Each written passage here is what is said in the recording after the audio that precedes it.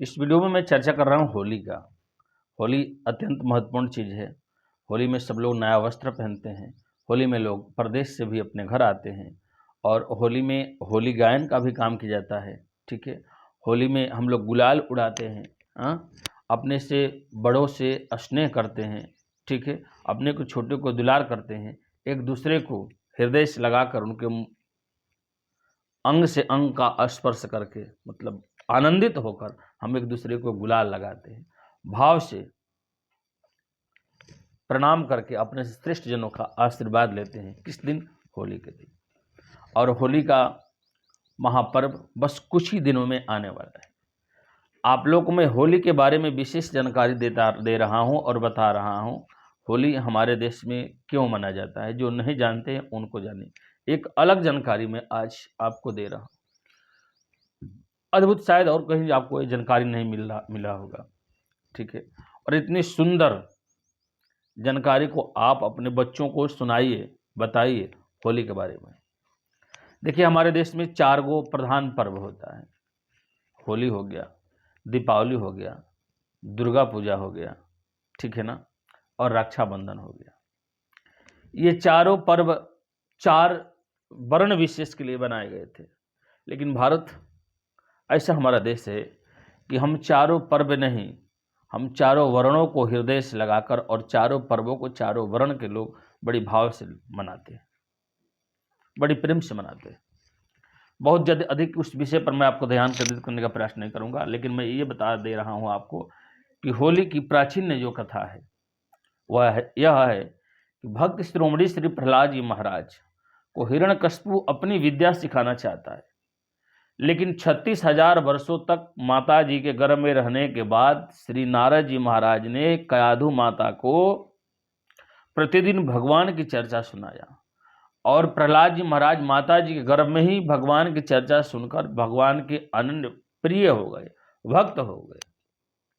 अब प्रहलाद जी महाराज का जब जन्म हुआ और जब जन्म के साथ थोड़े से जब बड़े हुए, उनको जब शिक्षा की आवश्यकता हुआ, तो उनके पिताजी हिरण्यकशिपु ने अपने सबसे प्रिय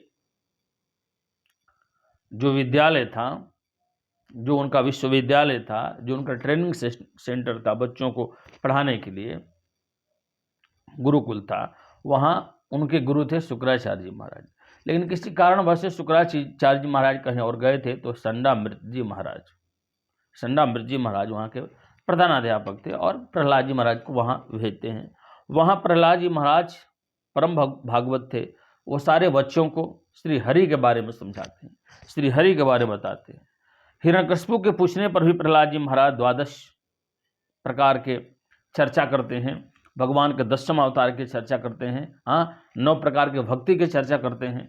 हिरण्यकशिपु बड़े क्रोधित हो जाता है और प्रहलाद जी महाराज को अनेक प्रकार से मारने का प्रयास करता है। जब कुछ भी नहीं हो पाता, भगवान के भक्त के कुछ नहीं हो पाता, जो भगवान को सबसे अधिक प्रेम करने वाले हैं, श्री प्रहलाद जी महाराज को मारने के लिए उन्होंने अपनी बहन होलिका को बुलाया। होलिका हिरण्यकशिपु की एक बहन है। तपस्या करके उन्होंने ब्रह्मा जी से वर प्राप्त किया था। उनके पास एक चादर था, चादर, उसको शरीर पर रख लेने से अग्नि का कोई भी तत्व, उनके ऊपर अग्नि का कोई प्रभाव नहीं होता था। अग्नि स्वयं उनको जला नहीं सकती थी। हिरण्यकशिपु ने प्रहलाद जी महाराज को चिता बनाकर और होलिका की गोद में बैठा दिया। ऊपर से होलिका ने चादर ओढ़ लिया, ठीक है, और चादर ओढ़ लिया और प्रहलाद जी महाराज को गोद में बैठा लिया। दूसरा बच्चा होता तो भागने कूदने का प्रयास करता कि आग हमको जला देगी, लेकिन प्रहलाद को प्रभु पर भरोसा है, होलिका के गोद में बैठ गए। इस दृश्य को सभी लोग देख रहे हैं, लेकिन कहते हैं ना, धर्म और भक्ति हम जो लोग करते हैं, ये अप्रत्यक्ष रूप से भी हमारा सपोर्ट करता है। महालक्ष्मी को नहीं रहा गया। भगवान नारायण से प्रार्थना करती है, पुत्र प्रहलाद को अगर अग्नि थोड़ा सा आँच भी लग जाए तो हरि, हे प्रभु, आपकी क्या महिमा रह जाएगी। परमात्मा अपनी पावनमय कृपा से जो 49 प्रकार के हवा होते हैं, मानस में लिखा है ना, तेहि हरि प्रेरित ही अवसर चले मरुत 49, उन सभी मरुतगणों को बुलाकर आदेश करते हैं कि किसी भी प्रकार से ऐसा हवा बहना है। हवा यानी भवंडर लगा देना है शरीर के पास जाकर। भवंडर, जहाँ चारों तरफ से हवा टकराता है, उसे कहते हैं भंवरा। भंवरा बनाकर और उस चादर को हटाकर, ब्रह्मा जी के वरदान को भी निरर्थक नहीं करना है, और चादर होलिका से छीनकर और प्रहलाद जी के शरीर के ऊपर उड़ा देना है, यानी भक्त बच जाएं, लेकिन भक्त को समाप्त करने वाले जो निशाचरी हैं उनको नहीं बचना चाहिए।